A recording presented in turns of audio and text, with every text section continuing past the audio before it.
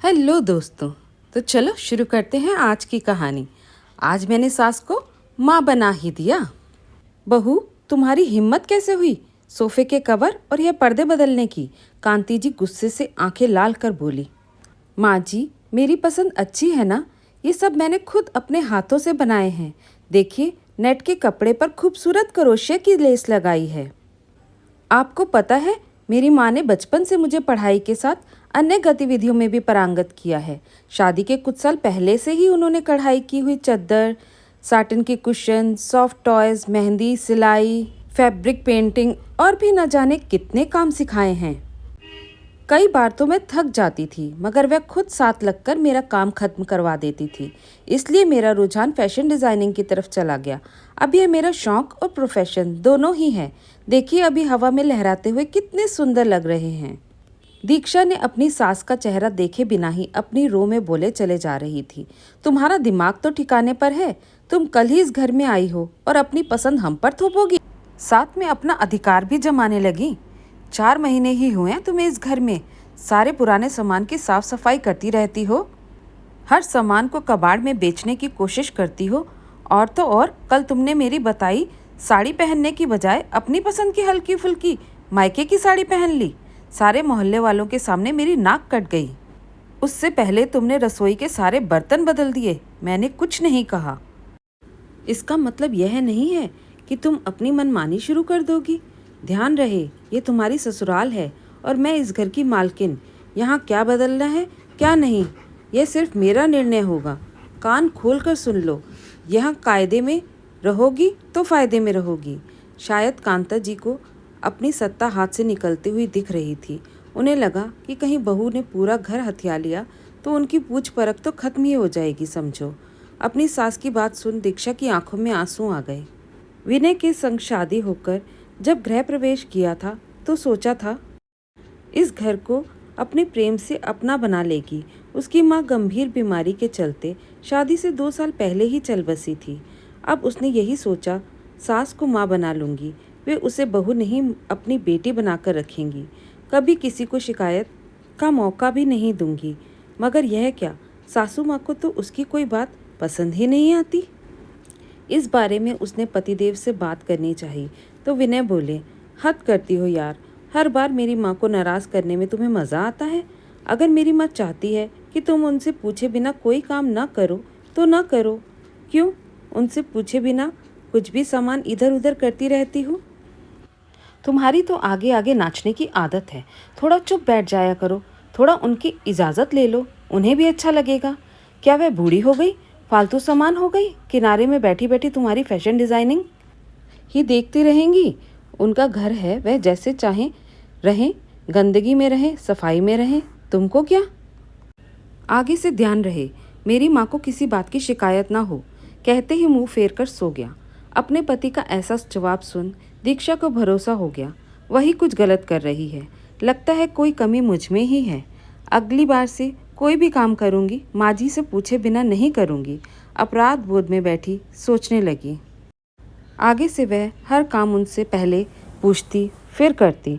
खाने में क्या बनाना है, बाजार जाते समय क्या पहनना है, कब राशन लाना है, वगैरह वगैरह हर काम बताकर और पूछकर ही करती।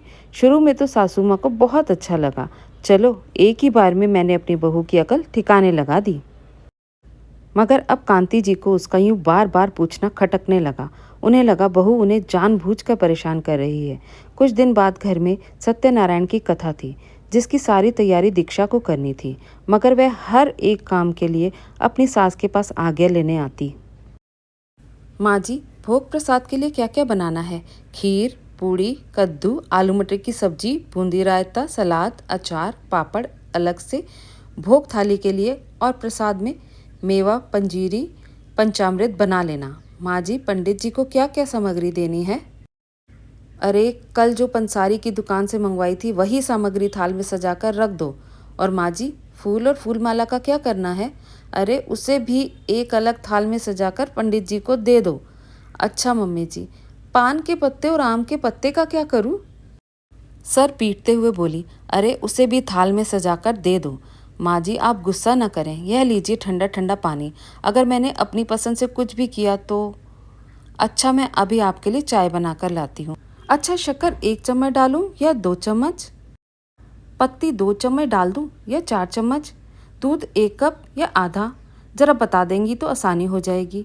दीक्षा मुस्कुराते हुए बोली, देख बहू, मेरा सर दर्द बहुत बढ़ गया है। तू चुपचाप जाकर रसोई संभाल, मुझे कुछ नहीं चाहिए। कहते हुए कांति जी सर पर रुमाल बांध लेती हैं। थोड़ी देर बाद दीक्षा रसोई से चिल्लाते हुए बोली, माँ जी, पंचामृत में कौन कौन सी 5 चीज़ें पड़ती हैं, जरा बता दीजिए। और पंजीरी में कितना घी डालना है, वह भी। वह अपनी बहू की आवाज़ सुनते ही कांति जी का पारा चढ़ गया। बुनबुनाते हुए रसोई में पहुंची। बहू, ये क्या बकवास लगा रखी है? 10 दिनों से देख रही हूँ, छोटे से छोटा काम भी तू मुझसे पूछ कर ही कर रही है। क्या तुम 1 कप चाय भी अपने हिसाब से नहीं बना सकती? और तुम्हें इस घर में 4 महीने हो गए हैं, इतना तो तुम्हें मैंने सिखा ही दिया है। फिर क्यों मेरे पीछे पूरा समय पड़ी रहती हो? हाय रे मेरी किस्मत, कैसी बेकार बहू पल्ले पड़ी है। सासू जी चिल्लाते हुए बोली। अपनी सास को गुस्से में देख दीक्षा की आंखों से आंसू बहने लगे। अब वह फिर से अपराध बोध से घिर गई। हाय, मैंने अपनी माँ समान सास को कितना गुस्सा दिला दिया। दूर खड़े घर के मुखिया इंदर जी सारा तमाशा देख रहे थे। उनसे बहू के आंसू देखे नहीं गए। वो तुरंत रसोई में पहुंचे और बोले, कांति जी, आप यह किस तरह से बहू को डांट रही हैं? भला उस बच्ची की क्या गलती है? वह तो अपना काम सही से कर रही है। और तो और, शुरू से आपको ही शिकायत थी कि वो अपनी पसंद से आपसे बिना पूछे काम करती है। अब वह आपसे सब कुछ पूछ कर रही है, इसमें क्या बुराई है? आप भला मुझे बताएं। कांति, समय बीत जाता है, यादें रह जाती हैं। हमें समय पर अपने आप में सुधार करना चाहिए। जो तुम्हारे साथ हुआ वही तुम अपनी बहू के साथ करना चाहती हो। यह सोच हमें बदलनी होगी। हमारे साथ जो हुआ हम उससे बेहतर अपनी बहू के साथ करेंगे। यह सोच हमें अपनानी होगी। तुम्हारी सास ने तुम्हें अपने पैरों के नीचे दबाकर रखा। अब तुम सोचती हो कि तुम्हारी बहू भी तुम्हारी तरह घुटती रहे। मुझे अच्छे से याद है, माँ ने कभी भी तुम्हारी तारीफ नहीं की। अगर तुमने बिना पूछे कुछ काम किया तब चिल्लाती थी और पूछती थी, तब भी चिल्लाती थी। मगर ये बात कहाँ तक सही थी? मुझे भी पता था माँ गलत करती है, फिर भी मैं तुम्हारे पक्ष में कभी खड़ा नहीं हो पाया। क्या बेचारी बच्ची तुम्हें अपनी सास के रूप में, तुम्हें अपनी माँ मान बैठी है, और तुम हो कि उसे अपना सासपना बताकर परेशान करती हो।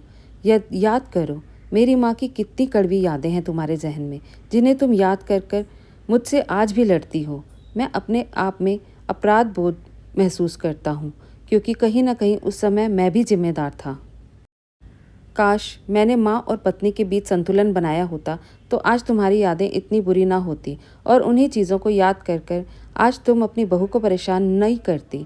तुमसे विनती है, यह घर किसी एक का नहीं है, हम सबके सहयोग से चलता और बना है। अगर किसी एक का हाथ रुक जाए तो एक दिन काटना मुश्किल हो जाता है। अगर थोड़ी सी परिपक्वता दिखाओ तो फिर देखो, और अपनी पुरानी यादों से निकलकर दीक्षा के साथ नई यादें बनाओ। मुझे पूरा यकीन है तुम सास बहू की जोड़ी किसी माँ बेटी की जोड़ी से कम नहीं लगेगी।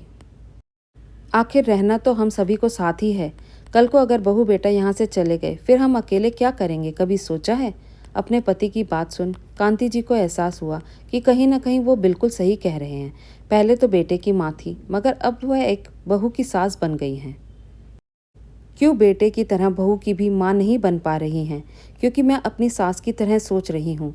कहीं बहू घर पर कब्जा ना कर ले, रसोई पर अधिकार ना जमा ले।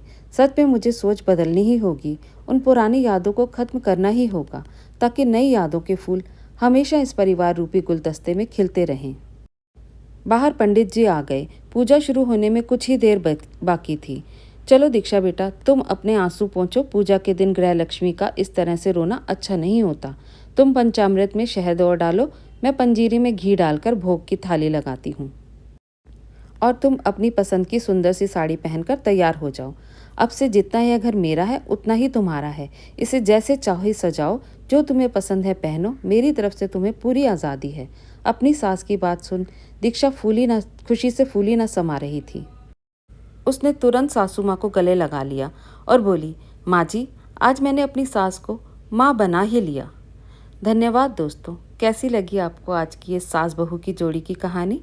अगर पसंद आई तो लाइक और शेयर ज़रूर कीजिए। नए हैं तो चैनल को सब्सक्राइब करना बिल्कुल मत भूलिए।